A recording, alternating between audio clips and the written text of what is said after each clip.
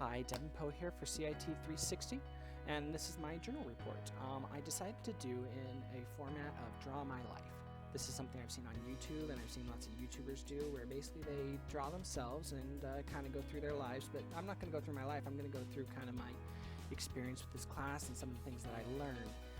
This is a picture that I'm drawing on myself, and let me preface this by saying I am not the best artist. I have never taken any art classes. I've never been good at drawing. But I'm going to give it a whirl. And for a better idea of who I am, here's a good picture of me that I got at Comic-Con, actually. Not that one, that's my brother. This one right here, yeah, that's me, the one holding the spear. Anyways, so what I decided to do, or when I first started taking this class, I can tell you that I was pretty nervous. It wasn't, it's kind of a big class to take. It's something that's really independently run. There's not a lot of deadlines to meet. It's kind of a work at your own pace, but at the same time you need to be pretty vigilant in this class. I mean, some of the ideas that they throw at you in this class are something like Microsoft Excel, and they expect you to just be able to explain it, know what it is, what it does, and also know what the teacher's looking for, which is not always an easy thing to do. So let's just say my first time in this class I got I got knocked out. I didn't do so well. The big bad CIT 360 kind of took me out in the final round, and ended up I ended up not passing. But this time we're coming back in round 2, and we're gonna fight a little bit harder, and we're gonna try to do what we can to pass this class. So the first thing that, I got into this class and I tried to hit the floor running. I mean, I got out there and I figured out how to use the group tabs, what group I'm in, and I got on the horn. I started shouting out to everybody, leaving announcements, sending them little Morse code messages, trying to do whatever I could to get these guys to respond to me. I mean, I was doing everything to even like sending out smoke signals, I was out there on my backyard just trying to set up a flame and get this class going so that I could actually pass it this time, because I wanted to pass it. I already failed it the first time. It's like, let's not dilly-dally here. And slowly but surely, it took like a week or two, but finally I started to get some responses back, and I'm sitting there like, oh my gosh, I can't believe it, they actually responded, because last time I think I had like one person that tried to communicate with me my entire class last time, and so it wasn't a very good experience, because let me just say these meetings were very important. So I finally got a hold of them, and I'm like, okay, when do you guys want to meet? 12, 1, 2, cheese time, cat time, AM, PM, what do you want? And that's when our teammate Luis responded to us, and he's like, and he's a very nice guy, he's very intelligent, and I don't remember much about his characteristics or features except that he was bald.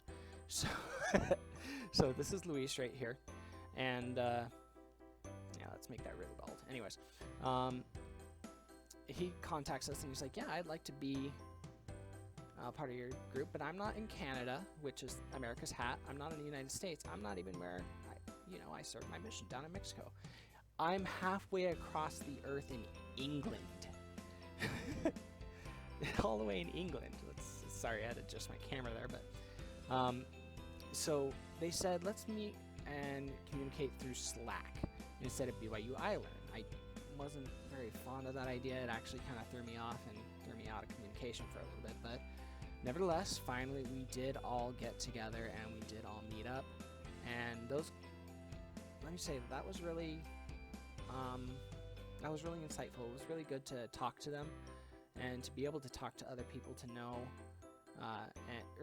to ask questions, because we had each week to teach a lesson, but at the same time I was able to get so much more out of it than just me teaching, because I was able to ask questions on things that I didn't understand, especially with Luis. I mean, he was really good with I guess he's already kind of an IT professional, but he was really good.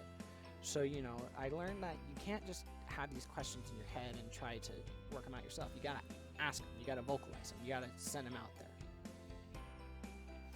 Now, I say that because on one of my group presentations, or at least the first time I did it, I feel like I really failed, because try this experiment that I wrote down and Google ACP. Go ahead, I'll wait. Okay, I'm done waiting. Anyways, when you Google it, it comes up with something completely different than application controller pattern, which I had thought that it was not. It was ACP, part of a Java program, and not part of application controller pattern. So I ended up being really stumped by it, and it was only with talking to my classmates, because at some point somewhere I learned it says ACP.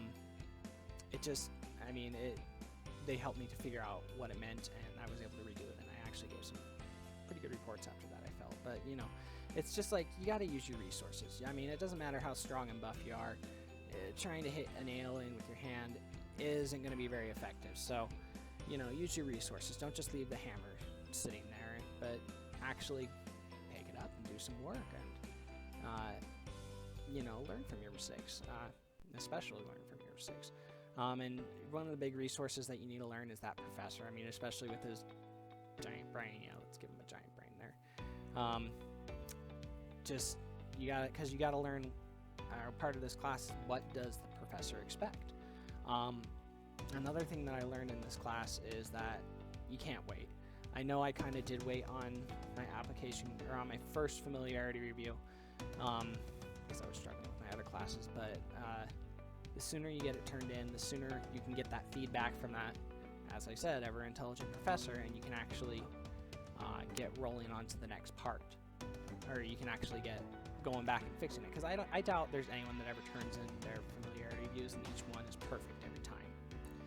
Now, as much as I wish this class had been easy, as much as I wish I had a little magic genie in a bottle that could have just given me everything that I wanted and could have granted me my 3 wishes and had me passing, I feel like I grew more not having that. I mean, because it kind of taught me that, what it taught me more rather, is that as much as I wish I had had these things spoon-fed to me day by day, week by week, by the wonderfully big-brained professor, as I mentioned earlier,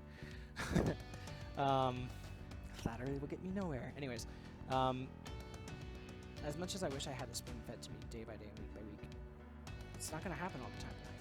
Sometimes you're going to have a boss that you're going to have vague instructions sometimes, and sometimes you just got to get in there and get your hands dirty and learn it for yourself.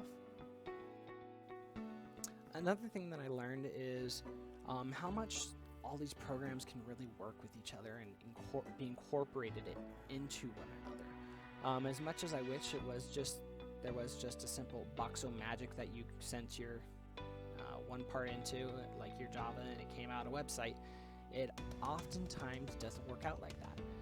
You gotta get in there and you gotta use all your different resources. You gotta use your Java, program something in SQL to send it to your website, get it back in JSON, or get your data in JSON and send it back to your Java. And I mean, all these different tools, but they're all tools that are there to help you actually achieve your final idea or vision. Because you know, you can have an idea and it can be the best idea in the world, but if you want that idea to, unless you're going to do everything yourself, generally you're going to be working with a team of people.